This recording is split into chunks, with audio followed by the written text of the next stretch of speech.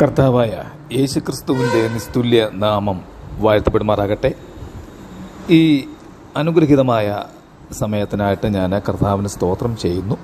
എല്ലാവർക്കും എൻ്റെ സ്നേഹവന്ദനം. ഇന്നത്തെ നമ്മുടെ ഒരു ധ്യാനത്തിനായിട്ട് വിശുദ്ധ മത്തായിയുടെ സുവിശേഷം 28-ാം അധ്യായം അതിൻ്റെ 17-ാമത്തെ വാക്യം വായിക്കുന്നു. അവനെ കണ്ടപ്പോൾ അവർ നമസ്കരിച്ചു, ചിലരോ സംശയിച്ചു. വളരെ അനുഗ്രഹീതമായ ഒരു വേദഭാഗമാണ് ഇത്. അനേക ആത്മീയ സത്യങ്ങൾ ഈ വേദഭാഗത്ത് അടങ്ങിയിട്ടുണ്ട് എന്നുള്ളതിന് യാതൊരു സംശയവും വേണ്ട. ഈ വാക്യം പുനരുത്ഥാനം ചെയ്ത കർത്താവ് തൻ്റെ ശിഷ്യന്മാർക്ക് പ്രത്യക്ഷപ്പെട്ട വിവരം രേഖപ്പെടുത്തിയ സമയത്തെ കാര്യമാണ്. വാസ്തവത്തിൽ ഈ വാക്യത്തിലൊരു വിരോധാഭാസം ഇല്ലേ എന്ന് ചിന്തിച്ചിട്ടുണ്ട് ഞാൻ. അവർ നമസ്കരിച്ചു, ചിലർ സംശയിച്ചു. വിശ്വസിച്ചവർ നമസ്കരിച്ചു, ദൈവം അനുഗ്രഹിക്കാൻ ആഗ്രഹിച്ചതാണ്.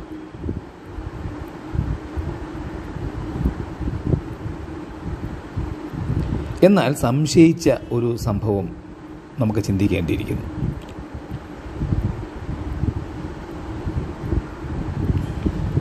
വിശുദ്ധ ലൂക്കോസ് 1-ാം അധ്യായം 1 മുതൽ 22 വരെയുള്ള വാക്യങ്ങളിൽ സെക്കരിയാവിൻ്റെയും എലിസബത്തിൻ്റെയും കാര്യമാണ് വിവരിച്ചിരിക്കുന്നത്. ദൈവം അവരെ അനുഗ്രഹിക്കാൻ അനുകൂലമായ പല ഘടകങ്ങളും ഒരുക്കുകയായിരുന്നു. സെക്കരിയാവ് പൂർണ്ണസമയ സുവിശേഷ വേലക്കാരൻ അല്ലെങ്കിൽ പുരോഹിതനായിരുന്നു, അല്ലേ? അവൻ്റെ പാരമ്പര്യം പറഞ്ഞാൽ അവൻ അബിയാവിൻ്റെ കുലത്തിലെ ഒരു കൊച്ചുമകനായിരുന്നു. അവൻ അഹരോൻ്റെ മകൻ ഏലിയാസറിൻ്റെ 8-ാം തലമുറക്കാരനും ആയിരുന്നു. അല്ലെങ്കിൽ സെക്കരിയാവ് അഹരോൻ്റെ മകൻ ഏലിയാസറിൻ്റെ ഒരു കൊച്ചുമകനായിരുന്നു എന്ന് ചിന്തിക്കാം. പുരോഹിത പാരമ്പര്യത്തിൽ ജനിച്ച് വളർത്തപ്പെട്ടവൻ. സെക്കരിയാവിൻ്റെ ഭാര്യ എലിസബത്തും 1-ാമത്തെ മഹാപുരോഹിതനായിരുന്ന അഹരോൻ്റെ കുടുംബത്തിൽപ്പെട്ടവൾ തന്നെയാണ്. പാരമ്പര്യം പറഞ്ഞാൽ 2 പേർക്കും സുവിശേഷ താല്പര്യം ഉണ്ടായിരുന്നു. അവർ 2 പേരും ദൈവസന്നിധിയിൽ നീതിയുള്ളവരും അവർ ജനങ്ങളുടെ മുമ്പാകെ നീതിയുള്ളവരും ആയിരുന്നു. വാസ്തവത്തിൽ ഇവർ 2 പേരും ജനങ്ങളുടെ മുൻപിൽ നീതിയുള്ളവർ മാത്രമല്ല, ദൈവം മുമ്പാകെ നീതിയുള്ളവർ എന്നാണ് എഴുതിയിരിക്കുന്നത്, അല്ലേ? നമുക്ക് സ്വീകാര്യമായ ഒരു നീതിയുണ്ട്, നമുക്ക് സ്വീകാര്യമായ ഒരു മാനദണ്ഡമുണ്ട്. അതൊന്നുമല്ല ദൈവത്തിൻ്റേത്. അവർ സകല കൽപ്പനകളിലും കുറ്റമില്ലാതെ നടക്കുന്നവരുമായിരുന്നു. അവർ കൽപ്പനകൾ ലംഘിക്കരുത് എന്ന് പറയുന്നവർ മാത്രമായിരുന്നില്ല, പിന്നെയോ അവർ കൽപ്പനകൾ ലംഘിക്കാതെ നടക്കുന്നവരായിരുന്നു. ആർക്കും അവരെ കുറ്റപ്പെടുത്തുവാൻ കഴിയുമായിരുന്നില്ല. അവർ ഇപ്പോൾ നടക്കാൻ ആരംഭിച്ചവരല്ല, അവർ ഒരു ജീവിതകാലം മുഴുവൻ നടന്നവരായിരുന്നു. അവരിപ്പോൾ പ്രായാധിക്യത്തിൽ എത്തിയവരാണ്.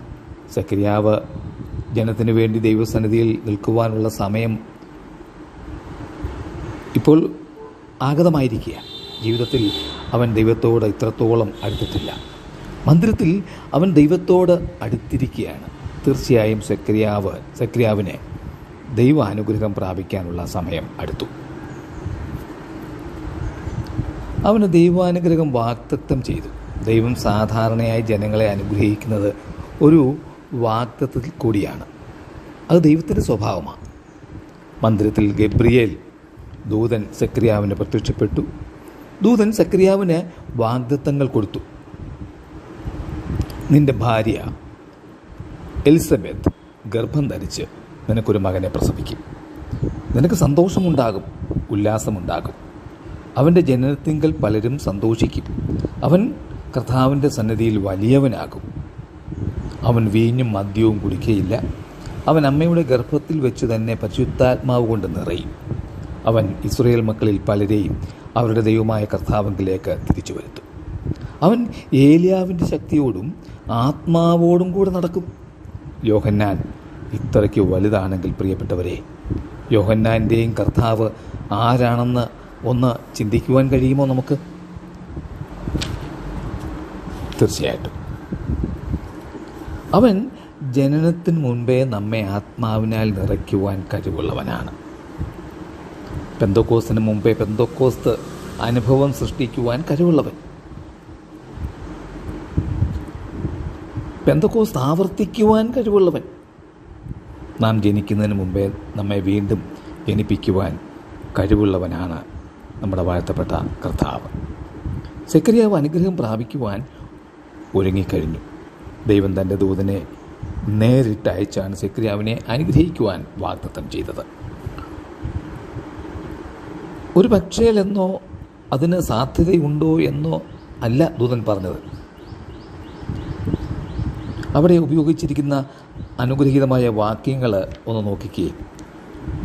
വിൽ, ഷാൽ എന്നാണ്. Will, shall. You will have joy, he shall drink no wine. He will be great, he will be filled with the holy spirit. തീർച്ചയെ കാണിക്കുന്ന പദപ്രയോഗങ്ങൾ അതൊക്കെ. Will, shall. എന്നാൽ സെക്കറിയാവ് സംശയിച്ചു. ഇത് ഞാൻ എന്തോന്നിനാൽ അറിയും എന്ന് ചോദിച്ചു. ഇത്രത്തോളമുള്ള ദൈവാനുഗ്രഹം നഷ്ടപ്പെടുത്താൻ ആ ഒരു ചോദ്യം മതിയായിരുന്നു.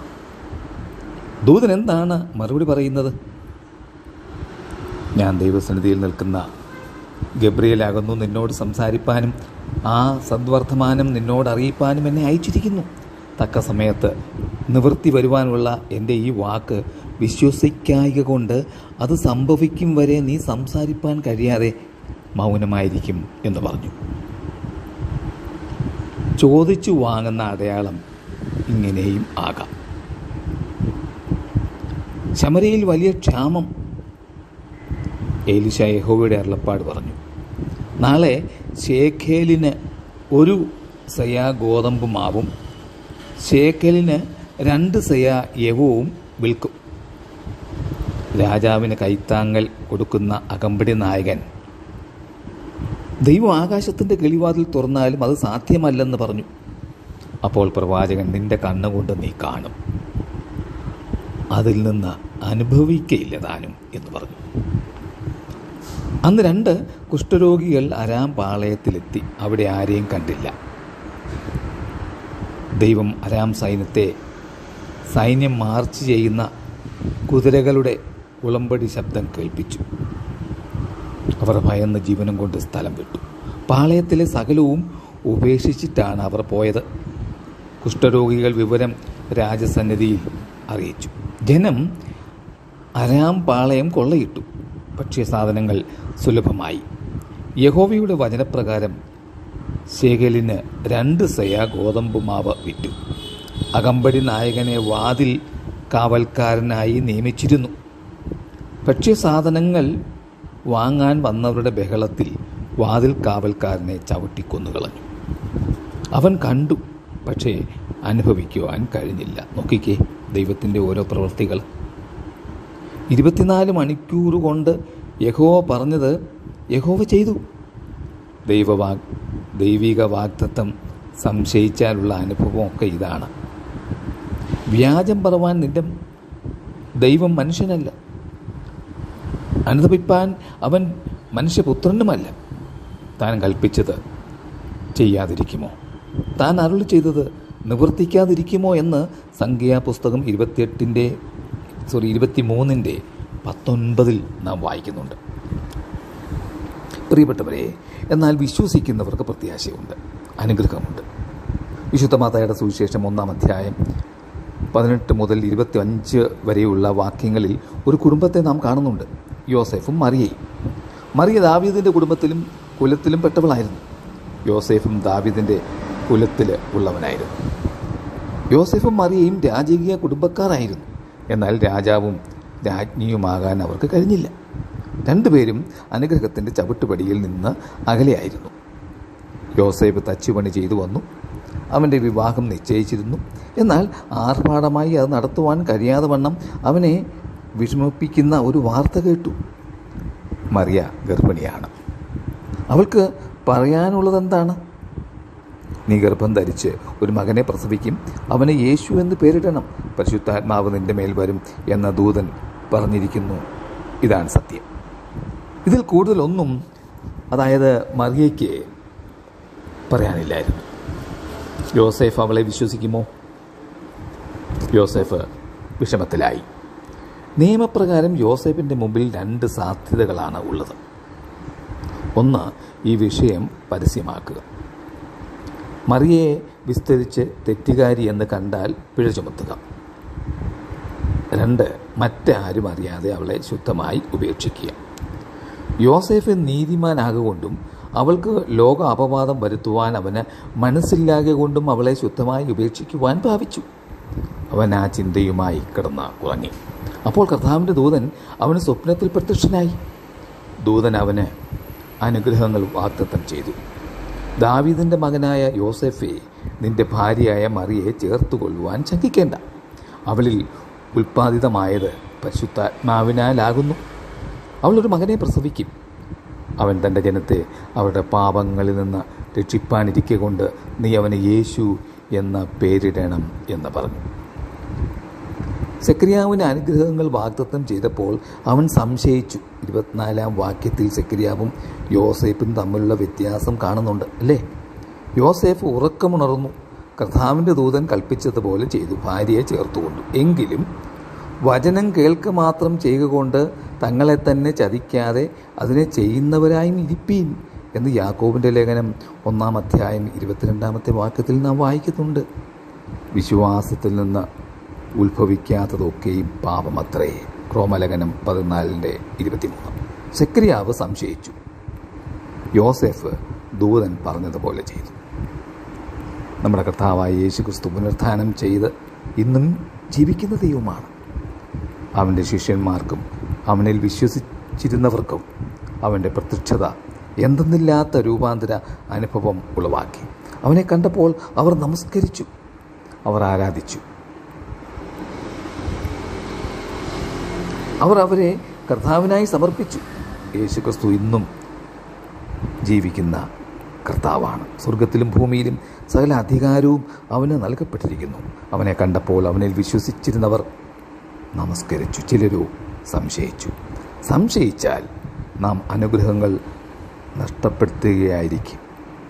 സംശയിച്ചാൽ യേശുക്രിസ്തുവിൻ്റെ പുനരുത്ഥാനത്തിൻ്റെ അനുഗ്രഹം നമുക്ക് പ്രാപിപ്പാൻ കഴിയാതെ വരും. പ്രിയപ്പെട്ടവരെ, നമുക്കും അവനെ ആരാധിക്കാം, നമസ്കരിക്കാം. നിങ്ങൾ വഴി വിളിച്ച് നശിക്കാതിരിപ്പാൻ അതെ പുത്രനെ ചുംബിപ്പീൻ. ആമേൻ.